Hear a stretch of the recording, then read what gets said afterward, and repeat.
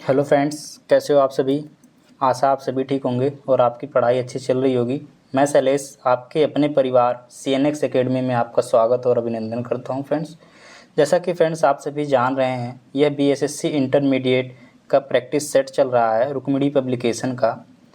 इस बुक में total 24 set हैं, जिसमें हम लोगों ने 11 सेट को कंप्लीट कर लिया है। आज हम लोगों का 12वां सेट है। 12वें सेट को देखेंगे।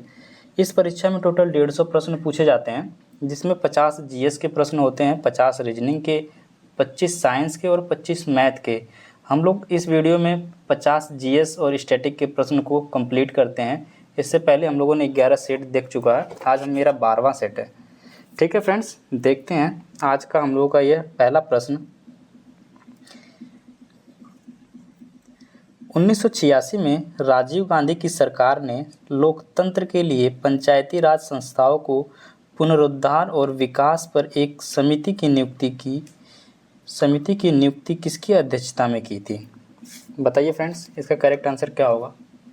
Option number A LM Singhvi समिति, option number B GVK Rao समिति, option number C VN Gadgil समिति, option number D Ashok Mehta समिति। बताइए फ्रेंड्स, वर्ष 1986 में राजीव गांधी की सरकार ने लोकतंत्र के लिए पंचायती राज संस्थाओं को पुनरुद्धार और विकास पर एक समिति की नियुक्ति की। किसकी अध्यक्षता में की थी? बताइए इसका करेक्ट आंसर क्या होगा? फ्रेंड्स, इसका करेक्ट आंसर होगा option number A LM Singhvi समिति। LM सिंघवी समिति 1986 में लाई गई थी। यह पंचायती राज संस्थाओं को संवैधानिक रूप से मान्यता देनी चाहिए। ठीक है फ्रेंड्स, ग्राम पंचायतों को अधिक व्यवहारिक बनाने के लिए गांवों को मान्यता दी जानी चाहिए। गांव के लिए एक समूह के लिए न्याय पंचायत की स्थापना की जानी चाहिए। ग्राम पंचायत के पास अधिक वित्तीय संसाधन होने चाहिए। फ्रेंड्स, कल हम लोगों ने पंचायती राज व्यवस्था को देखा था। आज फिर से हम लोग पंचायती राज व्यवस्था का रिवीजन कर लेते हैं। फ्रेंड्स, पंचायती राज व्यवस्था का वर्णन भाग 9 में मिलता है, अनुसूची 11 में और अनुच्छेद 243A से लेकर 243O तक। ठीक है फ्रेंड्स, यह 73वां संविधान संशोधन अधिनियम के तहत पारित किया गया था। सर्वप्रथम पंचायती राज व्यवस्था लागू की गई थी राजस्थान के नागौर जिले में 2 अक्टूबर 1959 ईस्वी को। पंचायती राज में टोटल कितने विषय हैं? टोटल 29 विषय हैं। ठीक है, सबसे पहली समिति आई थी बलवंत राय मेहता समिति, जिन्होंने त्रिस्तरीय का विचार दिया था, जो कि 1957 में आई थी। ग्राम स्तर पर ग्राम पंचायत, ब्लॉक स्तर पर पंचायत या ब्लॉक, जिला स्तर पर जिला परिषद। फिर उसके बाद आई थी अशोक मेहता समिति। कौन सी आई थी फ्रेंड्स? बलवंत राय मेहता के जस्ट 20 साल बाद अशोक मेहता समिति आई थी, जिसका गठन 1977 ईस्वी में हुआ था। फ्रेंड्स, उसके बाद तीसरे नंबर पर आई थी PVK राव समिति, 1985 में आई थी। फिर उसके बाद LM सिंघवी समिति 1986 में आई थी। LM सिंघवी की समिति के कहने पर ही 73वें संविधान संशोधन 1993 के अनुसूची 11 और भाग 9 में इसे जोड़ा गया था। फिर लास्ट आई थी PVK थुंगन समिति। ठीक है फ्रेंड्स, नेक्स्ट प्रश्न को देखते हैं। निम्नलिखित कथनों में से कौन सा सही है? ऑप्शन ए राज्यसभा के 12 सदस्यों को राष्ट्रपति द्वारा नामित किया जाता है। ऑप्शन बी राज्यसभा के 12 सदस्यों को राज्यसभा के सभापति द्वारा नामित किया जाता है। ऑप्शन नंबर सी राज्यसभा के 15 सदस्य प्रधानमंत्री द्वारा नामित किए जाते हैं। ऑप्शन नंबर डी राज्यसभा के 15 सदस्य राष्ट्रपति द्वारा नामित किए जाते हैं। बताइए फ्रेंड्स, इसका करेक्ट आंसर क्या होगा?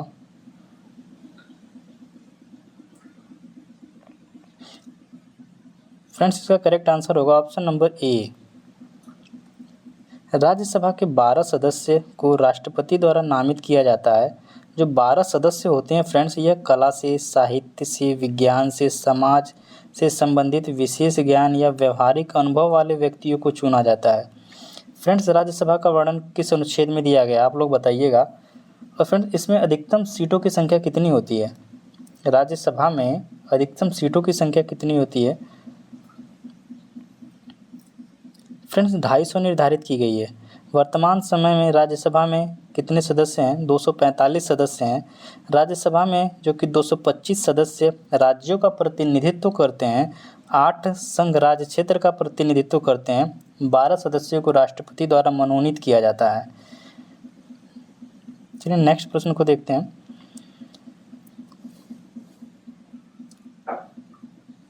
सूची 1 तथा सूची 2 को सुमेलित कीजिए। सूची 1 पंचवर्षीय योजना, सूची 2 आरंभ वर्ष मतलब कब प्रारंभ की गई थी। ठीक है, 5वीं पंचवर्षीय योजना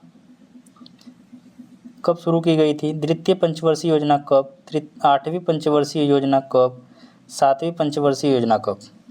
बताइए इसका करेक्ट आंसर क्या होगा।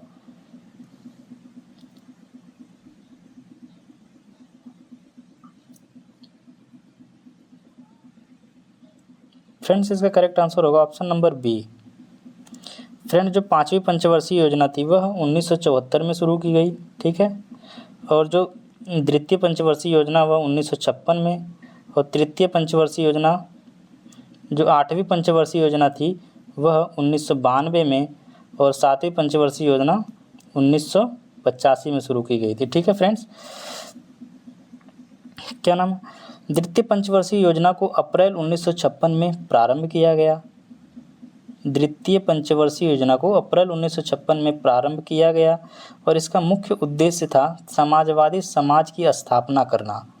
और फ्रेंड्स जो 5वीं पंचवर्षीय योजना थी जो 1974 में प्रारंभ की गई थी उसका मुख्य उद्देश्य था गरीबी उन्मूलन।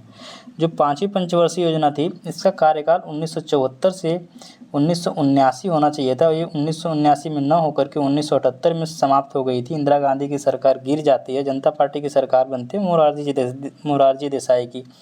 इसी के समय अनवरत प्लान लाया जाता है।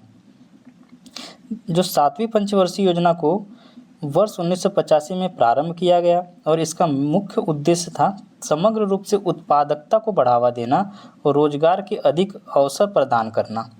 8वीं पंचवर्षीय योजना 1992 में किया गया और इसका मुख्य उद्देश्य था मानवीय संसाधन का विकास करना। नेक्स्ट प्रश्न को देखते हैं। पिछड़े एवं विकासशील देशों के लिए रोलिंग प्लान का सुझाव किसके द्वारा दिया गया था? ऑप्शन ए जी मिर्डल के द्वारा, ऑप्शन बी W.A. लेविस के द्वारा, ऑप्शन सी आर नरकसे के द्वारा, ऑप्शन डी ए सैमुएल्सन के द्वारा। बताइए फ्रेंड्स इसका करेक्ट आंसर क्या होगा प्रश्न संख्या 4 का।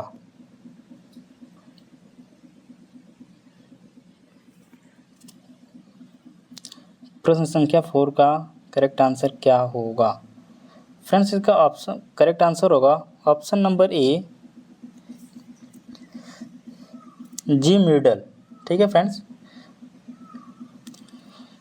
पिछड़े हुए विकासशील देशों के लिए रोलिंग प्लान का सुझाव गुनार्ड मिर्डल के द्वारा दिया गया था। रोलिंग प्लान के अंतर्गत इससे पहले भी मैंने जस्ट इस क्वेश्चन से पहले यह बताया है, पिछड़े एवं विकासशील देशों के लिए रोलिंग प्लान का सुझाव गुनार्ड मिर्डल के द्वारा दिया गया। रोलिंग प्लान के अंतर्गत अनवरत प्लान चलती रहती है। वर्ष 1978 में प्रधानमंत्री मोरारजी देसाई के नेतृत्व में जनता पार्टी की सरकार चुनी जाती है। भारत के लिए इसने इस योजना को स्वीकार किया था, रोलिंग प्लान को। ठीक है, योजनाएं हैं, कुछ प्रारंभ वर्ष हैं। जैसे ट्राइसेम योजना को कब प्रारंभ किया गया था? ट्राइसेम योजना को कब प्रारंभ किया गया था फ्रेंड्स? ट्राइसेम योजना को कब प्रारंभ किया गया था? ट्राइसेम योजना को 1979 में प्रारंभ किया गया था। जवाहर रोजगार योजना को 1989 में, जस्ट 10 साल के बाद जो ट्राइसेम योजना थी इसको 1979 में प्रारंभ किया गया। जवाहर रोजगार योजना थी, जस्ट 10 साल बाद इसको 1989 में प्रारंभ किया गया था।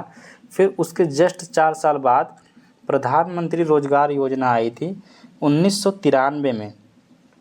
1993 में प्रधानमंत्री रोजगार योजना, फिर उसके बाद भारत निर्माण योजना आई थी 2005 में। ठीक है, इसको फिर एक बार रिवीजन करते हैं। ट्राइसेम योजना जो आई थी वह 1979 में आई थी।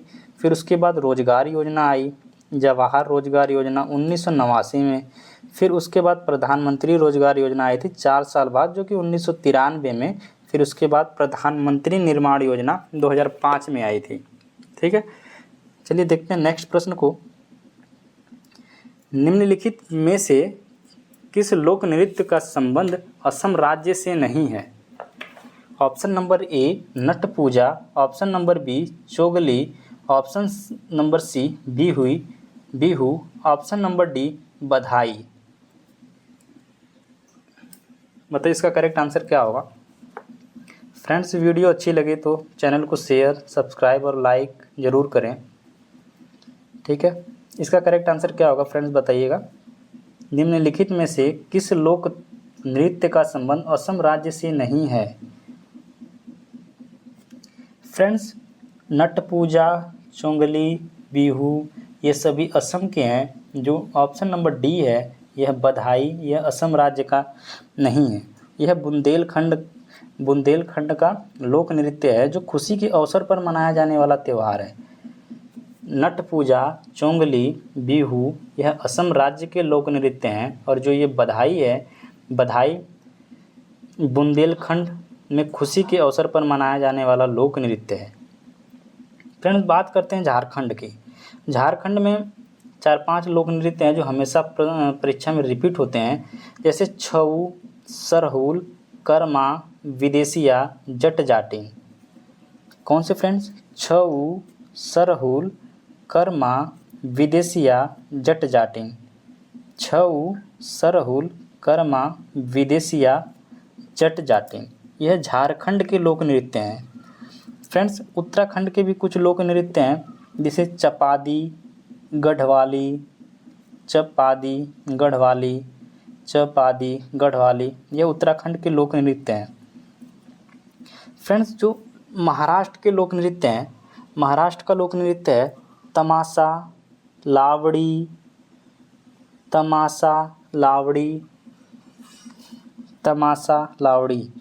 फ्रेंड्स, राजस्थान के हैं। राजस्थान में 2 लोक नृत्य हैं, एक है घूमर, एक है कालबेलिया। आइए फ्रेंड्स, फिर रिवीजन करते हैं। जो हम लोगों ने देखा नट पूजा, चोंगली, बिहू यह असम राज्य में मनाया जाता है। बधाई लोक नृत्य है, यह बुंदेलखंड में मनाया जाता है खुशी के अवसर पर। जो छऊ, सरहुल, कर्मा, विदेशिया, जट जाटिन यह झारखंड के लोक नृत्य हैं। तमाशा, लावनी यह महाराष्ट्र के हैं। कालबेलिया, घूमर यह लोक नृत्य राजस्थान का है और चपादी, गढ़वाली यह उत्तराखंड का लोक नृत्य है। नेक्स्ट प्रश्न को देखते हैं। प्रश्न संख्या 6, निम्न में से कौन अर्थशास्त्री राष्ट्रीय आय पर दूरगामी कार्य किए हैं? Option number A Jagdish Bhagwati, option number B M.L. Seth, option number C pro Amartya Sen, option number D V.K.R.P. Rao. बताइए फ्रेंड्स इसका करेक्ट आंसर क्या होगा। इसका करेक्ट आंसर होगा option number D V.K.R.P. Rao. राष्ट्रीय आय पर भारतीय अर्थशास्त्री V.K.R.P. राव ने दूरगामी कार्य किए हैं। भारत के प्रथम अर्थशास्त्री आधुनिक भारत के दादा भाई नौरोजी को कहा जाता है। भारत के प्रथम अर्थशास्त्री आधुनिक भारत के दादा भाई नौरोजी को कहा जाता है। नेक्स्ट प्रश्न को देखते हैं। फ्रेंड्स, एकाधिकार का अर्थ है ऑप्शन ए एकल क्रेता, ऑप्शन नंबर बी अनेक विक्रेता, ऑप्शन नंबर सी एकल विक्रेता, ऑप्शन नंबर डी अनेक क्रेता। फ्रेंड्स, एकाधिकार का क्या अर्थ है? फ्रेंड्स, एकाधिकार का अर्थ होता है एकल विक्रेता से है। किससे है? एकल विक्रेता से है। एकाधिकार का अर्थ है जहां एकल विक्रेता हो और अनेक क्रेता हो, और एकल विक्रेता हो अनेक क्रेता हो उसे हम लोग एकल विक्रेता कहते हैं। इसका करेक्ट आंसर होगा ऑप्शन नंबर सी। नेक्स्ट प्रश्न को देखते हैं। अंतर्राष्ट्रीय तिथि रेखा कौन सी है? ऑप्शन नंबर ए विषुवत रेखा है, ऑप्शन नंबर बी 0 डिग्री देशांतर है, ऑप्शन नंबर सी 9 डिग्री पूर्व देशांतर है, ऑप्शन नंबर डी 180 डिग्री देशांतर है। अंतर्राष्ट्रीय तिथि रेखा कौन सी है? फ्रेंड्स, अंतर्राष्ट्रीय तिथि रेखा 180 डिग्री देशांतर है। कौन सी है फ्रेंड्स? 180 डिग्री देशांतर है।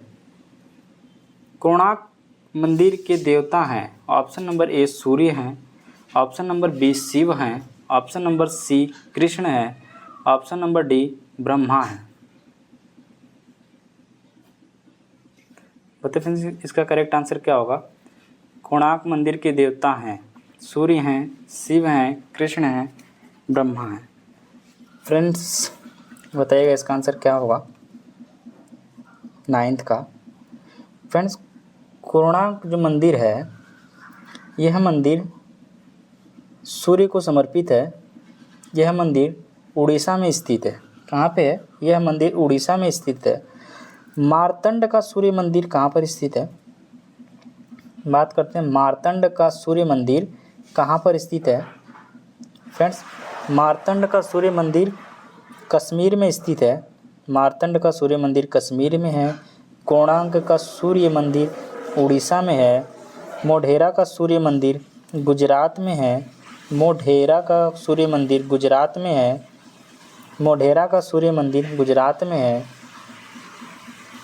देव मंदिर बिहार के औरंगाबाद ज़िले में स्थित है। देव मंदिर बिहार के औरंगाबाद ज़िले में स्थित है। नेक्स्ट प्रश्न को देखते हैं। भारतीय संविधान का कौन सा अनुच्छेद राज्य सरकार को ग्राम पंचायत के गठन का निर्देश देता है? ऑप्शन नंबर ए अनुच्छेद 40, ऑप्शन नंबर बी अनुच्छेद 32, ऑप्शन नंबर सी अनुच्छेद 48, ऑप्शन नंबर डी अनुच्छेद 78।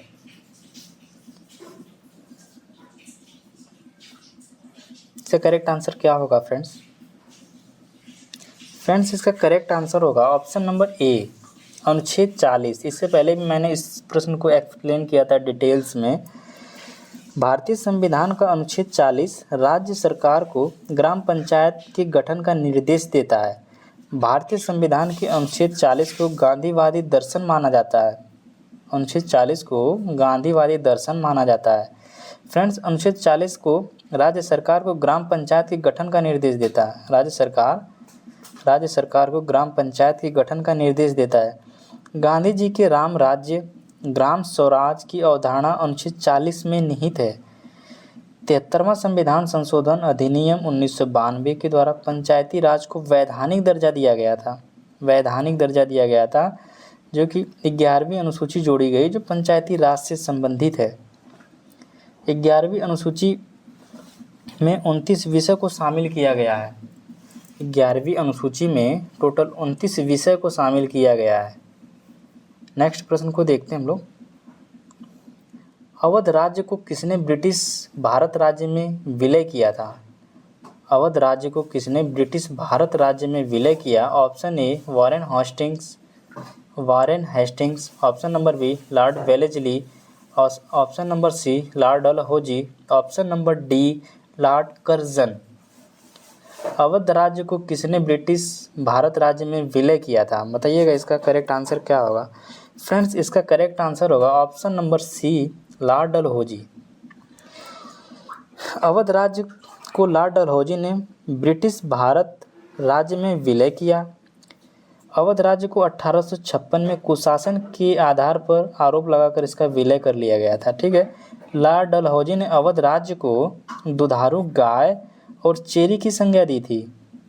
लॉर्ड डलहौजी ने अवध राज्य को दुधारू गाय या चेरी की संज्ञा दी थी। वर्ष 1848 में अवध का रेजिडेंट था कर्नल स्लीमैन को बनाया गया जिसने कुशासन का आरोप लगाया था। जस्ट 1848 के बाद एक आउटरम नाम का व्यक्ति आया था स्लीमैन के स्थान पर। इसने भी अवध के ऊपर कुशासन का आरोप लगाया। इन रिपोर्ट के आधार पर 1856 में नवाब वाजिद अली शाह को अवध की गद्दी से पदच्युत कर दिया गया। 1857 के विद्रोह के समय अवध लखनऊ में विद्रोह का नेतृत्व महकपुरी बेगम हजरत महल ने की थी। 1857 का विद्रोह का जो नेतृत्व किया था लखनऊ से, वह बेगम हजरत महल ने किया था। नेक्स्ट, मिट्टी और पत्थर के टुकड़ों का पहाड़ी की तल की ओर गमन करना कहलाता है। ऑप्शन नंबर ए मृदा अपरदन कहलाता है। ऑप्शन नंबर बी मृदा अवक्षेपण कहलाता है। ऑप्शन नंबर सी नाइट्रोजन से युक्त होना कहलाता है। और ऑप्शन नंबर डी ह्यूमस की कमी से ग्रस्त होना कहलाता है। इसका करेक्ट आंसर क्या होगा?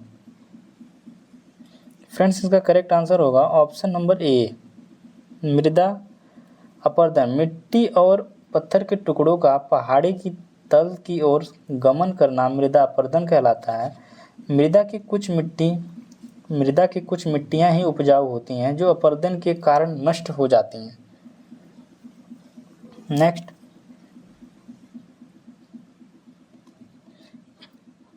प्यूर्टो रिको खाई निम्नलिखित में से किस महासागर में स्थित है? आर्कटिक महासागर में है, हिंद महासागर में है, अटलांटिक महासागर में है, प्रशांत महासागर में है। प्यूर्टो रिको खाई निम्नलिखित में से किस महासागर में स्थित है?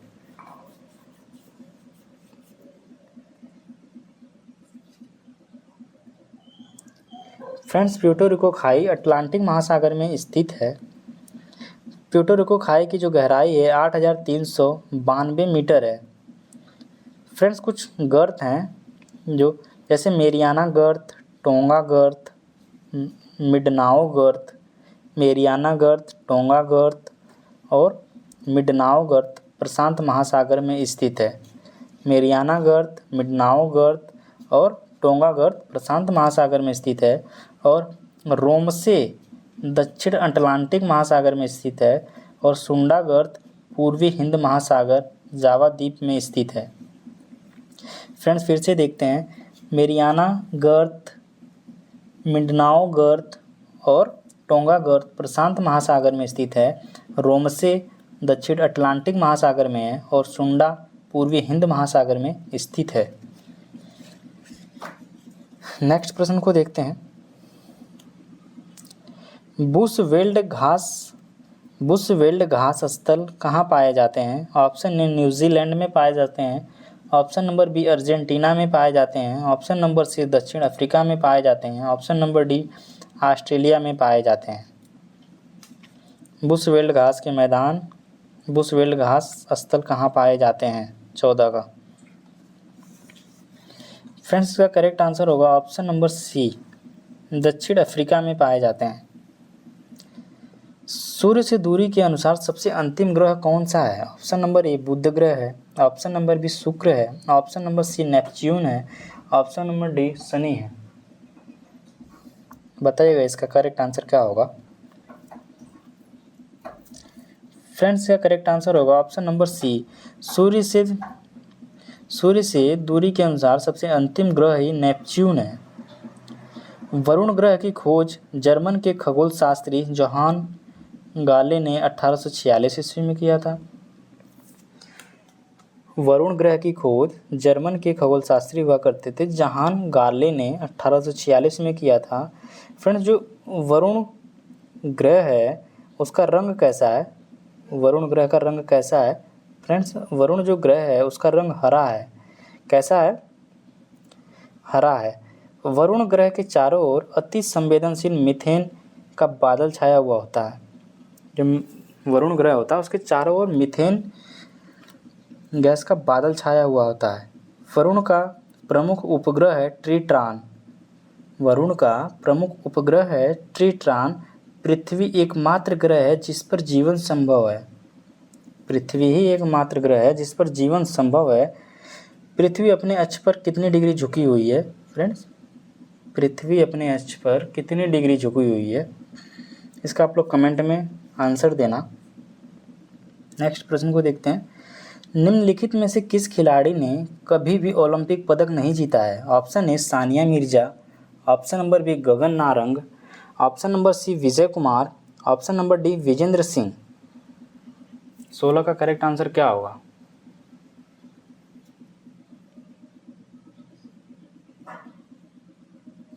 सोलह का करेक्ट आंसर क्या होगा? इसका करेक्ट आंसर होगा option number B, Sania Mirza ने कभी भी ओलंपिक पदक नहीं जीता है।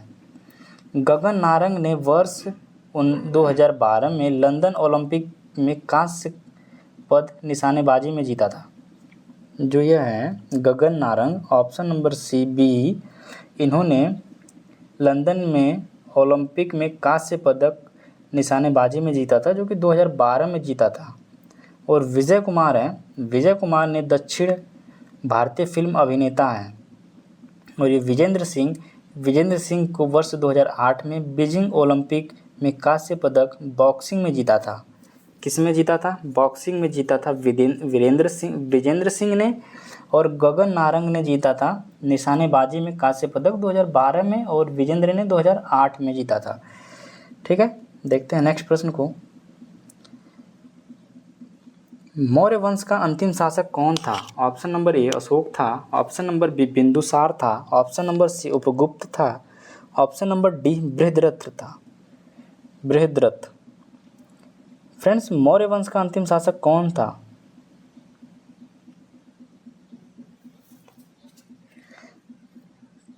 फ्रेंड्स, मौर्य वंश का अंतिम शासक बृहद्रथ था, जिसकी हत्या की थी शुंग वंश के शासक पुष्यमित्र शुंग ने की थी 185 बीसी में। शुंग वंश का संस्थापक था पुष्यमित्र शुंग ने बृहद्रथ की हत्या की थी। पुष्यमित्र शुंग के दरबार में योग दर्शन के प्रवर्तक पतंजलि रहा करते थे। पुष्यमित्र शुंग के दरबार में पतंजलि रहा करते थे, जो योग दर्शन के प्रवर्तक माने जाते हैं। पतंजलि ने अष्टाध्यायी पर महाभाष्य लिखा है, जिसे हम लोग टीका कहते हैं। पतंजलि ने अष्टाध्यायी पर महाभाष्य लिखी, जिसको हम लोग टीका के नाम से जानते हैं। नेक्स्ट प्रश्न को देखते हैं। यात्री इब्न बतूता कहाँ से आया था? यात्री इब्न बतूता कहाँ से आया था? फ्रेंड्स, इस सेट को लगाते समय अगर जो नंबर कम आते हैं तो डीमोटिवेट होने की ज़रूरत नहीं है। आप वन बाय वन करके चैप्टर को कंप्लीट करिए, धीरे धीरे नंबर सही होने लगेंगे। ठीक है फ्रेंड्स, जैसे जैसे चैप्टर को आप देखते हैं किस टॉपिक से कौन सा प्रश्न आ रहा है, आप लोग उस टॉपिक को लिखें, नोट करें और उस टॉपिक को तैयार करें, ताकि उस टॉपिक से फिर दोबारा प्रश्न आए तो आप उस प्रश्न को हल कर सकें। फिर उस टॉपिक से गलत नहीं होने चाहिए प्रश्न। जैसे कि क्या नाम है, पंचायती राज से हमेशा प्रश्न पूछे जा रहे हैं, पंचवर्षीय योजना से प्रश्न पूछे जा रहे हैं, और महासागर, हवाएं, लोक नृत्य, इन सब चीज़ों से तो हर सेट में प्रश्न मिल रहा है। देखें और तैयार करें वन बाय वन करके। यात्री इब्न बतूता कहाँ से आया था? ऑप्शन नंबर ए मोरक्को से आया था, ऑप्शन नंबर बी फ्रांस से आया था, ऑप्शन नंबर सी तुर्की से आया था, ऑप्शन नंबर डी मध्य एशिया से आया था। बताइएगा इसका करेक्ट आंसर क्या होगा। जो फ्रेंड्स यात्री इब्न बतूता था, यह फ्रेंड्स मोरक्को से आया था। कहाँ से आया था? यह मोरक्को से आया था। 1333 में भारत आया। 1333 में भारत आया। मोहम्मद बिन तुगलक ने इब्न बतूता को दिल्ली का काजी 1333 ईस्वी में बनाया। मोहम्मद बिन तुगलक ने इब्न बतूता को दिल्ली का काजी 1333 ईस्वी में बनाया। 1342 ईस्वी में इब्न बतूता को अपना दूत बनाकर मोहम्मद बिन तुगलक ने चीन भेजा था। मोहम्मद बिन तुगलक ने इब्न बतूता को अपना दूत बनाकर 1342 में अपना दूत बनाकर चीन भेजा। इब्न बतूता ने अपना यात्रा वृतांत रहेला नामक पुस्तक में लिखा है। इब्न बतूता ने अपनी यात्रा का जो वृतांत है वह रहेला नामक पुस्तक में लिखा है। अगर परीक्षा प्रश्न पूछती है कि रहेला नामक पुस्तक किससे संबंधित है, तो यह इब्न बतूता से संबंधित है। नेक्स्ट, किस राज्य की अर्थव्यवस्था को मनी ऑर्डर अर्थव्यवस्था कहा जाता है? Option number A Chhattisgarh, option number B Jharkhand, option number C Punjab, option number D Uttarakhand. किस राज्य की अर्थव्यवस्था को मनी ऑर्डर अर्थव्यवस्था कहा जाता है? फ्रेंड्स इसका करेक्ट आंसर होगा ऑप्शन नंबर डी। उत्तराखंड राज्य की अर्थव्यवस्था को मनी ऑर्डर अर्थव्यवस्था कहा जाता है। राज्य पुनर्गठन संशोधन विधेयक 2000 के अधीन उत्तराखंड को उत्तर प्रदेश से अलग कर दिया गया था। 2000 ईस्वी में उत्तराखंड को उत्तर प्रदेश से अलग कर दिया गया।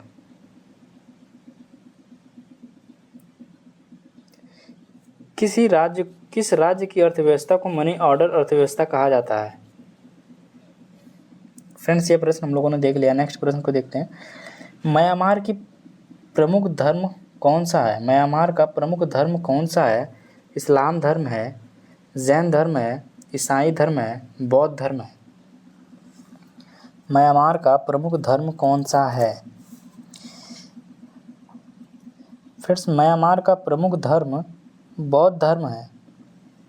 म्यांमार का प्रमुख धर्म बौद्ध धर्म है। थेरावाद बौद्ध धर्म म्यांमार का प्रमुख धर्म है। थेरावाद बौद्ध धर्म म्यांमार का प्रमुख धर्म है। जो बुद्ध के पंचशील सिद्धांत का वर्णन हमें किस उपनिषद में मिलता है? फ्रेंड्स जो बुद्ध हैं, बुद्ध के पंचशील सिद्धांत का वर्णन है जो वो हमको किस उपनिषद से मिलता है? फ्रेंड्स वो छांदोग्य उपनिषद से मिलता है।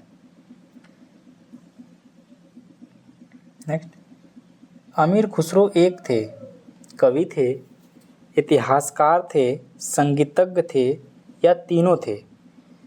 अमीर खुसरो क्या थे? फ्रेंड्स अमीर खुसरो जो थे वह तीनों थे।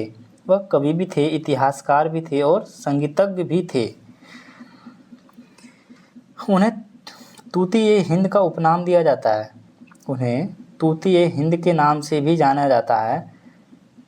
जो है अमीर खुसरो ये किसके दरबार का कवि था? यह अलाउद्दीन खिलजी के दरबार में रहा करता था, वहीं का कवि था। अलाउद्दीन खिलजी के दरबार का कवि था अमीर खुसरो। अमीर खुसरो का कहा जाता है कि इसने 7 सुल्तानों का काल देखा है। अमीर खुसरो को कहा जाता है इन्हें दिल्ली के 7 सुल्तानों का काल देखा है। त्यागराज दक्षिण भारत के अपने समय के महानतम संगीतज्ञ थे। त्यागराज दक्षिण भारत के अपने महान समय के महान संगीतज्ञ थे। भारत में संगीत पर प्रथम साहित्यिक प्रमाण सामवेद से मिलता है। भारत में संगीत पर प्रथम साहित्यिक प्रमाण सामवेद से मिलता है। वैष्णव संत त्यागराज के गीत गांधी जी को काफ़ी प्रिय थे। वैष्णव संत त्यागराज के गीत गांधी जी को काफ़ी प्रिय था। मौलिक अधिकार को लागू करने के लिए निम्नलिखित में से किस न्यायालय द्वारा क्या जारी किया जा सकता है? मौलिक अधिकार को लागू करने के लिए निम्नलिखित में से किस न्यायालय द्वारा क्या जारी किया जा सकता है? फ्रेंड्स डिक्री, अध्यादेश या रीट या अधिसूचना? फ्रेंड्स इसका करेक्ट आंसर होगा ऑप्शन नंबर बी। मौलिक अधिकार को लागू करने के लिए न्यायालय द्वारा रीट जारी किया जाता है। मौलिक अधिकार को लागू करने के लिए न्यायालय के द्वारा रीट जारी किया जाता है। मौलिक अधिकार का संरक्षक जो होता है वो भारत का उच्चतम न्यायालय होता है। भारतीय संविधान के अनुच्छेद 32 के अधीन संवैधानिक उपचारों के अधिकार का वर्णन है। अनुच्छेद 32 के अधीन संविधान के उपचारों का वर्णन है। अनुच्छेद 32 के तहत ही 5 प्रकार की रीट उच्चतम न्यायालय जारी करता है। अनुच्छेद 32 के तहत ही 5 प्रकार की रीट उच्चतम न्यायालय जारी करता है और उच्च न्यायालय अनुच्छेद 226 के अधीन 5 प्रकार की रीट जारी करता है, जैसे कि परमादेश हो गया, अधिकार परीक्षा हो गया, उत्प्रेषण हो गया, प्रतिषेध हो गया और बंदी प्रत्यक्षीकरण हो गया। ठीक है, जो उच्चतम न्यायालय है वो अनुच्छेद 32 के तहत रीट जारी करता है और जो उच्च न्यायालय है वो अनुच्छेद 226 के तहत रीट जारी करता है। नेक्स्ट प्रश्न को देखते हैं। कहाँ के वृक्ष वर्ष में कम अथवा अधिक समय के लिए पत्तियों से रहित हो जाते हैं? ऑप्शन नंबर ए सदाबहार वन, ऑप्शन नंबर बी मैंग्रोव वन, ऑप्शन नंबर सी जंगली वन, ऑप्शन नंबर डी पर्णपाती वन।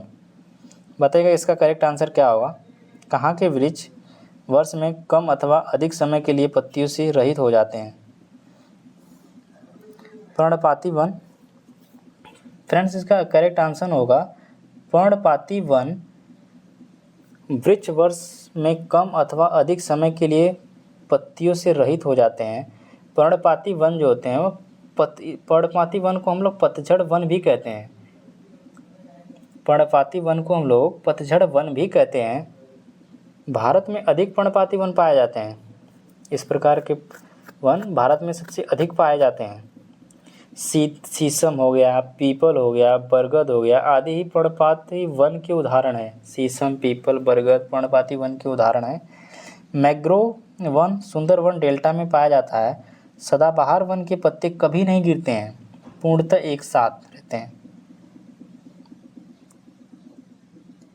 प्रसिद्ध विरूपाक्ष मंदिर कहाँ अवस्थित है? ऑप्शन नंबर ए भद्राचलम में, ऑप्शन नंबर बी चिदम्बरम में, ऑप्शन नंबर सी हम्पी में, option number D Srikalahasti. Srikalahasti प्रसिद्ध विरूपाक्ष मंदिर कहाँ अवस्थित है? इसका करेक्ट आंसर क्या होगा फ्रेंड्स? 24 का। फ्रेंड्स यह मंदिर आपका हम्पी में स्थित है। प्रसिद्ध विरूपाक्ष मंदिर हम्पी में स्थित है। हम्पी जो है तुंगभद्रा नदी के तट पर स्थित है। हम्पी विजयनगर साम्राज्य की राजधानी भी हुआ करती थी। हम्पी विजयनगर साम्राज्य की राजधानी भी थी। विजयनगर की स्थापना 1336 ईस्वी में हरिहर एवं बुक्का ने किया। कृष्णदेव राय विजयनगर साम्राज्य का सबसे महानतम शासक हुआ करता था। कृष्णदेव राय विजयनगर साम्राज्य का सबसे महानतम शासक था। नेक्स्ट प्रश्न, हम्पी निम्नलिखित में से किस उत्तरी तट पर स्थित है? बताइएगा फ्रेंड्स। हम्पी निम्नलिखित में से किस उत्तरी तट पर स्थित है? फ्रेंड्स हम्पी अभी पढ़ा, यह तुंगभद्रा नदी के उत्तरी तट पर स्थित है। हम्पी जो है कर्नाटक में है। कहाँ पे है? कर्नाटक में है। विजयनगर राज्य जो हुआ करता था वह मध्यकालीन भारत में हिंदुओं का गौरवशाली इतिहास रहा। विजयनगर साम्राज्य पर 4 वंशों ने शासन किया था। विजयनगर की समृद्धि और भव्यता का वर्णन विदेशी यात्रियों ने किया था। जैसे विजयनगर राज्य में आने वाले विदेशी यात्री थे अब्दुल रज्जाक, बारबोसा, डोमिंग पायस, नूनिज, निकोलो कोंटी आदि प्रमुख थे। बाबर ने कृष्णदेव राय का उल्लेख किया है, जिन्हें भारत का सबसे शक्तिशाली शासक बताया था। कृष्णदेव राय को, कृष्णदेव राय को ही सबसे विजयनगर साम्राज्य का सबसे प्रतापी शासक माना जाता है हम लोग कृष्णदेव राय को। नेक्स्ट, गोलकुंडा के मुस्लिम राज्य का उदय किस प्राचीन हिंदू साम्राज्य के अवशेष पर हुआ था? Option number A Warangal, option number B Dwar Samudra, option number C Devagiri, option number D Brar.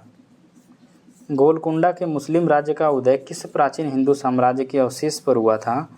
Warangal पर, द्वार समुद्र पर, देवगिरी पर, बरार पर।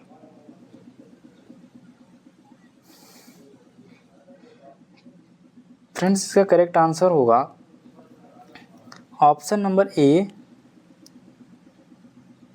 गोलकुंडा के मुस्लिम राज्य का उदय वारंगल के प्राचीन हिंदू साम्राज्य के अवशेषों पर हुआ था। फारस से आने वाले अब्दुल रज्जाक की हम्पी यात्रा के समय दक्षिण भारत में विजयनगर का शासक कौन था? फारस से आने वाले अब्दुल रज्जाक की हम्पी यात्रा के समय दक्षिण भारत में विजयनगर साम्राज्य का शासक कौन था? दक्षिण भारत में विजयनगर साम्राज्य का पूछ रहा है। तो अच्युत देव राय थे, ऑप्शन बी देवराय द्वितीय थे, ऑप्शन नंबर सी कृष्णदेव राय थे, ऑप्शन नंबर डी सदाशिव राय थे। यह करेक्ट आंसर क्या होगा 27 का? फ्रेंड्स इसका करेक्ट आंसर होगा देवराय द्वितीय थे। कौन थे फ्रेंड्स? देवराय द्वितीय थे। फारस से आने वाले अब्दुल रज्जाक की हम्पी यात्रा के समय दक्षिण भारत में विजयनगर का साम्राज्य था वो देवराय द्वितीय था। कौन था फ्रेंड्स? देवराय द्वितीय था। विजयनगर राज्य में अनेक विदेशी आए, जिसमें अब्दुल रज्जाक है, जो राज्य की समृद्धि की चर्चा किया। अब्दुल रज्जाक ने विजयनगर साम्राज्य में 1300 बंदरगाह होने का उल्लेख भी किया है। और जो डोमिंग पायस बारबोसा के कृष्णदेव राय के शासनकाल में भारत आए थे। ठीक है फ्रेंड। इटली का एक यात्री था निकोलो कोंटी, वह देवराय प्रथम के शासनकाल में भारत आया था। यह पूछा जाता है फ्रेंड, कौन सा यात्री किसके शासनकाल में आया। जैसे डोमिंगो पायस बारबोसा या कृष्णदेव के शासनकाल में भारत आए। और इटली का एक यात्री हुआ करता था निकोलो कोंटी, ये भी कृष्णदेव राय प्रथम के शासनकाल में भारत आए। नेक्स्ट,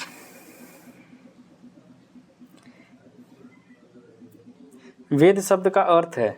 ऑप्शन नंबर ए ज्ञान का रहस्य, ऑप्शन नंबर बी धर्म संहिता, ऑप्शन नंबर सी आचार संहिता, ऑप्शन नंबर डी ज्ञान। वेद शब्द का अर्थ क्या होता है? इसका करेक्ट आंसर क्या होगा फ्रेंड्स? फ्रेंड्स, वेद शब्द का अर्थ होता है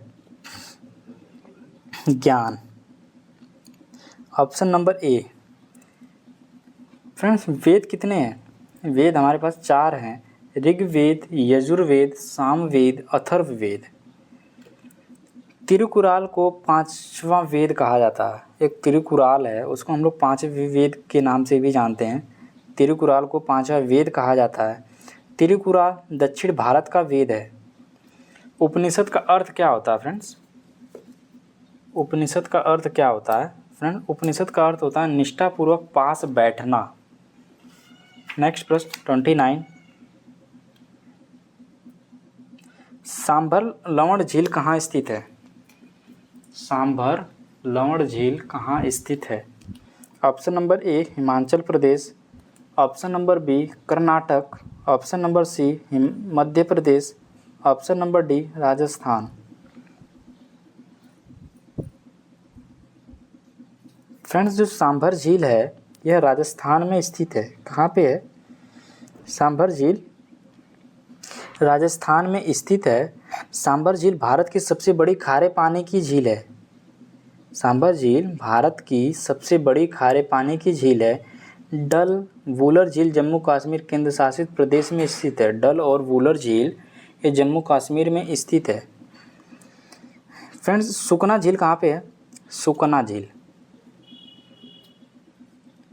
सुकना झील फ्रेंड्स यह झील है चंडीगढ़ में।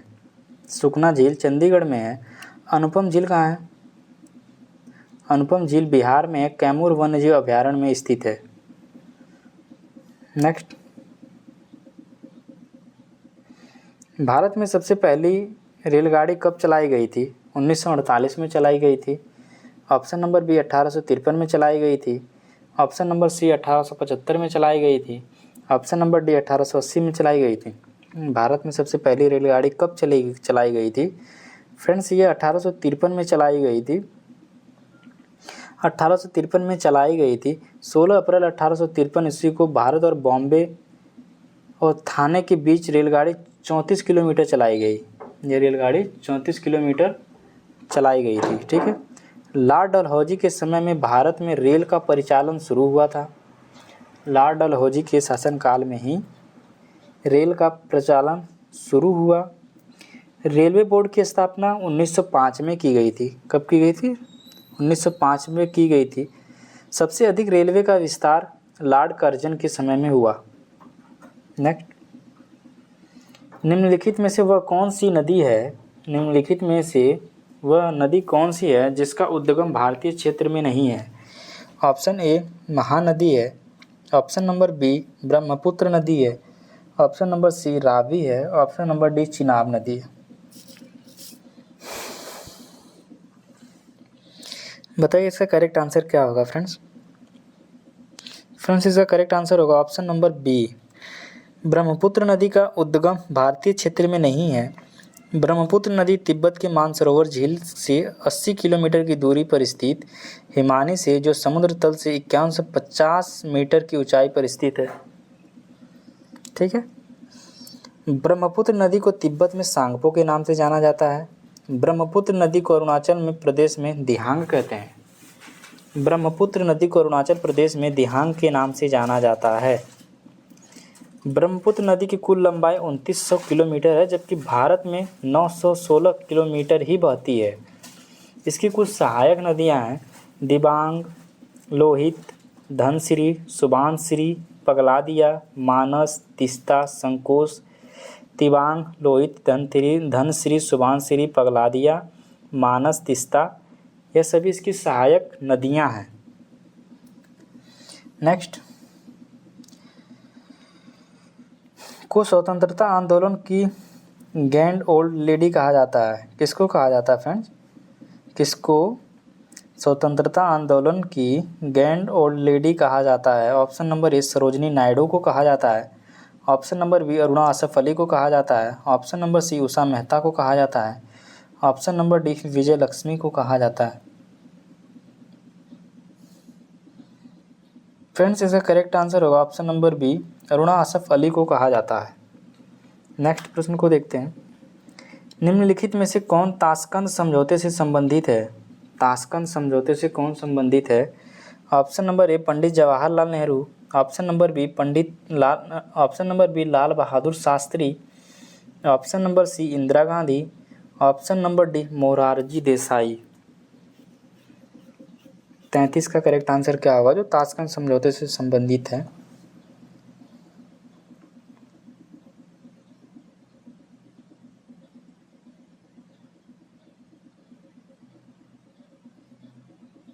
फ्रेंड्स, इसका करेक्ट आंसर होगा option number B Lal Bahadur Shastri Tashkent समझौते से संबंधित है।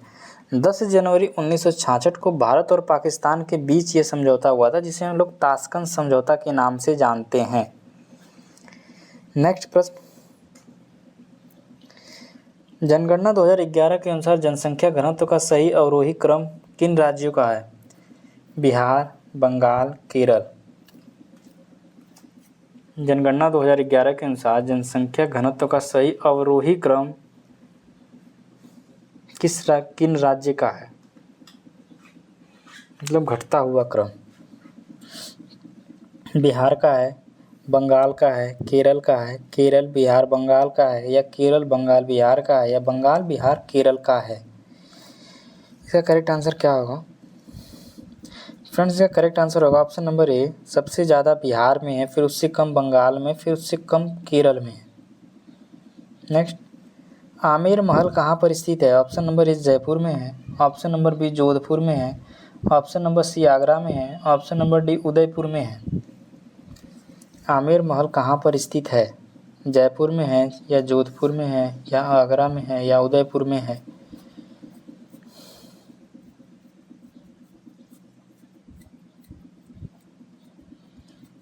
फ्रेंड्स, इसका करेक्ट आंसर होगा ऑप्शन नंबर इज जयपुर। हम लोग जयपुर को पिंक सिटी के नाम से भी जानते हैं। जयपुर को हम लोग पिंक सिटी के नाम से भी जाना जाता है। निम्नलिखित में से कौन सा एक बाघ संरक्षित स्थल नहीं है? सरिस्का है, मतलब बाघ संरक्षित स्थल नहीं है। सरिस्का है, बांदीपुर है, मानस है, या सुल्तानपुर है?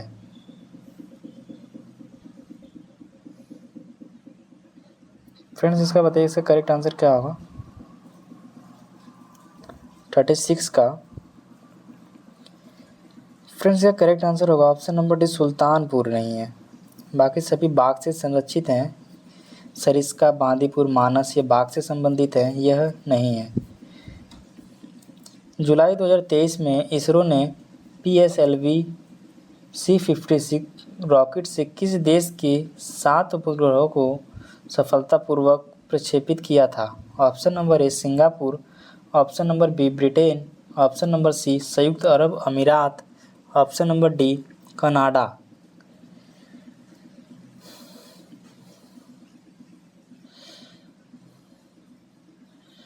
इसका करेक्ट आंसर क्या होगा फ्रेंड्स? इसका करेक्ट आंसर होगा option number A Singapore. Next, Bharat पर हूणों का आक्रमण किसके शासनकाल में हुआ था? Friends, option number A Skandagupta के में हुआ था। ऑप्शन नंबर बी समुद्रगुप्त में। Option number C Upagupta. Option number D Shrigupta. Bharat पर हूणों का आक्रमण किसके शासनकाल में हुआ था? स्कंदगुप्त में हुआ था, समुद्रगुप्त में हुआ था, उपगुप्त में हुआ था, श्रीगुप्त में हुआ था। फ्रेंड्स, इसका करेक्ट आंसर होगा ऑप्शन नंबर ए, स्कंदगुप्त के शासनकाल में हुआ था हुड़ों का आक्रमण। स्कंदगुप्त हुड़ों को पूरी तरह से परास्त कर दिए थे। स्कंदगुप्त हुड़ों को पूरी तरह परास्त कर दिए थे। स्कंदगुप्त का अंतिम महान गुप्त शासक माना जाता है। स्कंदगुप्त को अंतिम महान गुप्त शासक भी माना जाता है। स्कंदगुप्त ने जूनागढ़ अभिलेख से सुदर्शन झील को पुनः मरम्मत कराने का प्रमाण मिलता है। नेक्स्ट, वह प्रथम राष्ट्रीय नेशनल पार्क कौन सा है जिसे भारत में स्थापित किया गया था? Option A, Velavadar national park. Option number B, Periyar national park. Option number C, Bandipur national park. Option number D, Jim Corbett national park. वह प्रथम राष्ट्रीय नेशनल पार्क कौन सा है जिसे भारत में स्थापित किया गया था? Velavadar national park, Periyar national park, Bandipur national park, Jim Corbett national park.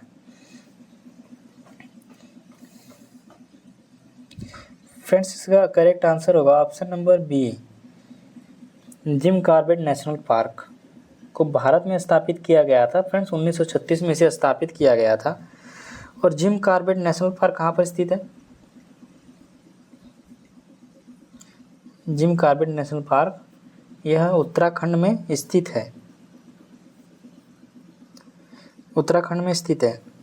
Next, Mahmood Ghaznavi के भारत पर आक्रमण का मुख्य उद्देश्य क्या था? महमूद गजनवी के भारत पर आक्रमण का मुख्य उद्देश्य क्या था? इस्लाम का प्रचार था, गजनी साम्राज्य का विस्तार था, मूर्तियों को तोड़ना या मंदिरों को लूटना था। ऑप्शन नंबर डी, मध्य एशिया में एक बड़े साम्राज्य की स्थापना के लिए धन संग्रह करना था। करेक्ट आंसर क्या होगा 34 का? महमूद गजनवी के भारत पर आक्रमण का प्रमुख उद्देश्य क्या था? फ्रेंड्स, इसका करेक्ट आंसर था ऑप्शन नंबर डी। नेक्स्ट, निम्नलिखित में से तंजाकिस्तान की राजधानी कौन थी? निम्नलिखित में से तंजाकिस्तान की राजधानी कौन सी थी? रीगा थी, दुशांबे थी, ताशकंद थी, बिश्केक थी। बताइए इसका करेक्ट आंसर क्या होगा? निम्नलिखित में से तंजाकिस्तान की राजधानी कौन है? Riga, Dushanbe, Tashkent, Bishkek. Friends, इसका करेक्ट आंसर होगा option number B, Dushanbe. Tajikistan Asia महादेश के मध्य में स्थित एक देश है जो चारों तरफ से ज़मीन से घिरा हुआ है। तंजाकिस्तान की राजधानी दुशांबे है और उज़्बेकिस्तान की राजधानी क्या है? उज़्बेकिस्तान की राजधानी ताशकंद है। उज़्बेकिस्तान की राजधानी ताशकंद है और कजाकिस्तान की राजधानी अस्ताना है। तंजाकिस्तान की राजधानी अस्ताना, तुर्कमेनिस्तान की रानी अशबागत है, ओमान की राजधानी मस्कट।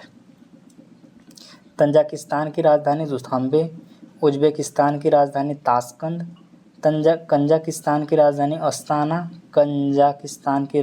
अस्ताना, तुर्कमेनिस्तान की राजधानी अशगाबत, ओमान की राजधानी मस्कट। नेक्स्ट, जुलाई अगस्त 2023 के दौरान बर्लिन जर्मनी में आयोजित विश्व तीरंदाजी चैंपियनशिप में कितने भारतीय तीरंदाज द्वारा स्वर्ण पदक जीता गया? जुलाई अगस्त 2023 के दौरान बर्लिन जर्मनी में आयोजित विश्व तीरंदाजी चैंपियनशिप में कितने भारतीय तीरंदाज द्वारा स्वर्ण पदक जीता गया? ऑप्शन नंबर 1 के, ऑप्शन 2, ऑप्शन 3, ऑप्शन 4। फ्रेंड्स, इसका करेक्ट आंसर होगा ऑप्शन नंबर सी, 3।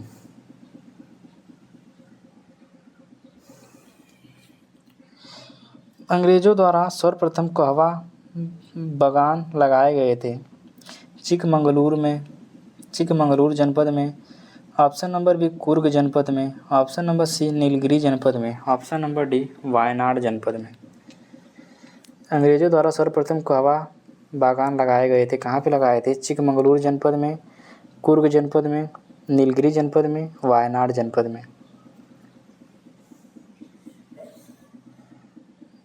फ्रेंड्स इसका करेक्ट आंसर क्या होगा? इसका करेक्ट आंसर होगा ऑप्शन नंबर ए, चिकमंगलूर जनपद में। उपन्यास द ओपिनियन ट्रॉफी के लेखक कौन है? उपन्यास द ओपिनियन ट्रॉफी के लेखक कौन है? इलैयाराज हैं, ऑप्शन बी खुशवंत सिंह है, ऑप्शन नंबर सी प्रकाश कुमार सिंह है, option number D Zuppa Lahiri है। उपन्यास द ओपियम ट्रॉफी के लेखक कौन है? फ्रेंड्स का करेक्ट आंसर होगा option number B Khushwant Singh है।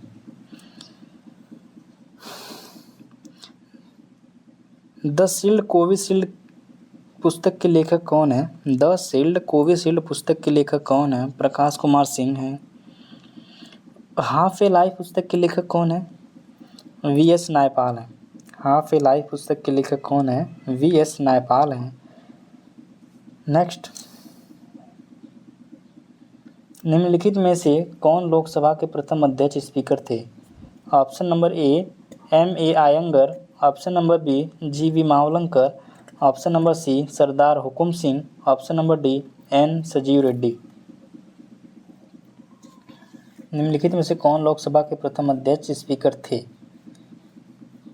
M.A. Ayyangar, option number B G V. Mavalankar, option number C Sardar Hukam Singh, option number D N. Sanjiva Reddy. Friends इसका करेक्ट आंसर क्या होगा? इसका करेक्ट आंसर होगा option number B G V. Mavalankar. G V. Mavalankar Lok Sabha के प्रथम स्पीकर भी थे। जी.वी. मावलंकर पर अविश्वास प्रस्ताव भी लाया गया था। जी.वी. मावलंकर को पद पर रहते हुए मृत्यु हो गई थी। जी.वी. मावलंकर की पद पर रहते हुए भी मृत्यु हो गई थी। प्रथम दलित स्पीकर जी.एम.सी. बालयोगी थे। बालयोगी का भी पद पर रहते दुर्घटना के कारण मृत्यु प्राप्त हुए। यह भारत के सबसे युवा स्पीकर थे। कौन थे friends? Balayogi, M.C. Balayogi. Next, नदियों को जोड़ने इंटरलिंकिंग ऑफ रिवर्स के कार्यक्रम के अंतर्गत नदी से केन नदी को जोड़ने का कार्य निर्माणाधीन है। नदी को जोड़ने इंटरलिंकिंग ऑफ रिवर्स के कार्यक्रम के अंतर्गत नदी से केन नदी को जोड़ने का कार्य निर्माणाधीन है। Option number A Mahanadi, option number B Chambal नदी, option number C Kali Sindh, option number D Betwa. 46 का करेक्ट आंसर क्या होगा फ्रेंड्स? फ्रेंड्स का करेक्ट आंसर होगा option number D Betwa. Next, Mexico की खाड़ी और लेब्राडोर सागर निम्नलिखित में से किसके भाग हैं? मैक्सिको की खाड़ी और लेब्राडोर सागर निम्नलिखित में से किसके भाग हैं? आर्कटिक महासागर के हैं, प्रशांत महासागर के हैं, हिंद महासागर के हैं, अटलांटिक महासागर के हैं। मैक्सिको की खाड़ी और लेब्राडोर सागर निम्नलिखित में से किसके भाग हैं? ए आर्कटिक महासागर के हैं, बी प्रशांत महासागर के हैं, सी हिंद महासागर के हैं, डी अटलांटिक महासागर के हैं। फ्रेंड्स इसका करेक्ट आंसर होगा ऑप्शन नंबर डी अटलांटिक महासागर के हैं। मिस वर्ल्ड 2023 प्रतियोगिता का आयोजक देश है? भारत है, मालदीव है, सी नॉर्वे है, डी स्वीडन है। मिस वर्ल्ड 2023 प्रतियोगिता का आयोजक देश कौन सा है? भारत है, मालदीव है, सी नॉर्वे है, डी स्वीडन है। फ्रेंड्स इसका करेक्ट आंसर होगा ऑप्शन नंबर ए भारत है। मध्य प्रदेश में आयोजित खेलो इंडिया यूथ गेम्स 2023 में आकाश कुमार ने किस खेल में स्वर्ण पदक जीता था? ऑप्शन नंबर ए कुश्ती में जीता था, ऑप्शन नंबर बी निशानेबाजी में जीता था, ऑप्शन नंबर सी तलवारबाजी में जीता था, ऑप्शन नंबर डी मल्लखंभ में जीता था।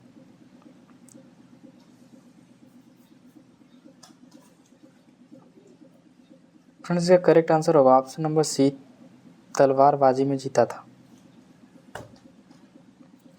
जुलाई 2023 में कौन सा देश शंघाई सहयोग संगठन का स्थायी सदस्य बना? जुलाई 2023 में कौन सा देश शंघाई सहयोग संगठन SCO का स्थायी सदस्य बना? ईरान बना, इराक बना, ऑप्शन नंबर सी बेलारूम बना, ऑप्शन नंबर डी उज्बेकिस्तान बना। कौन सा देश बना फ्रेंड्स शंघाई सहयोग संगठन का अस्थायी देश? फ्रेंड्स इसका करेक्ट आंसर होगा ऑप्शन नंबर ए ईरान बना था। ठीक है फ्रेंड्स, आपने कितने नंबर प्राप्त किए कमेंट में ज़रूर बताइएगा। मिलते हैं अगली वीडियो में। Thanks for watching this video.